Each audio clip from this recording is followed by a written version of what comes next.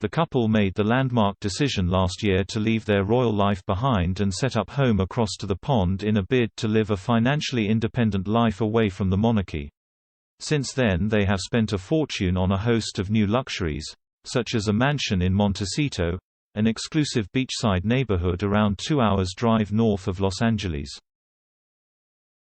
While they have managed to secure a string of lucrative deals with platforms such as Netflix and Spotify, Harry spoke out in March to Oprah Winfrey about how he was financially cut off from his family.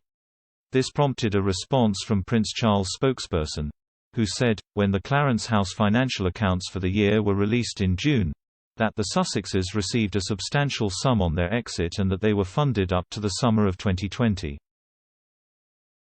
But commentators are questioning how happy bosses at the Netflix and Spotify could be after only a handful of content plans had been confirmed. These include Daniela Elsa, who ripped apart the deal in a scathing piece for news.o.com. She wrote in June, "While on one hand TV and feature-length projects take years to get to the screen, on the other, what has Netflix really gotten so far for their estimated $133 million investment in the Duke and Duchess? Sure. Their signing was a huge publicity coup, but so far all the streaming giant has gotten for their 9-figure financial commitment is essentially the world's most expensive press release. Harry and Meghan have a lot to prove, and fast, because they are fighting against the clock here." The two Netflix projects include one by Meghan, who will be producing an animated series called Pearl. Meanwhile, Harry's contribution will include a documentary on the Invictus Games, the sports competition for wounded ex-servicemen and women. But as the deal was signed nearly a year ago, Ms. Elsa argued that Netflix could be expecting a bit more from their more than £100 million investment in the couple. She added, "When the Sussexes do start unveiling their slate of TV and podcasting projects, they will get one shot. That is, one chance to impress audiences and make their mark either in terms of steaming figures or critical plaudits. When the novelty and the luster of working with members of the royal family wears off, if they don't have streaming counts or a clutch of awards to show for themselves, then will their contracts be renewed?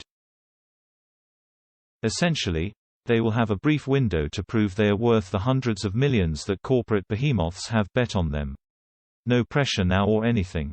The fact is, even billion-dollar companies can't afford to keep plowing truckloads of cash into two very famous contractors if they do not prove to be a sound investment." Similar scrutiny was placed on the couple's Spotify deal by Eric Schiffer, chairman of Reputation Management Consultants. He told Newsweek last year that the deal would be based upon performance kickers, but admitted that while the contract was great for them, it was terrible for the monarchy because they are choosing to sell it at fire sale prices.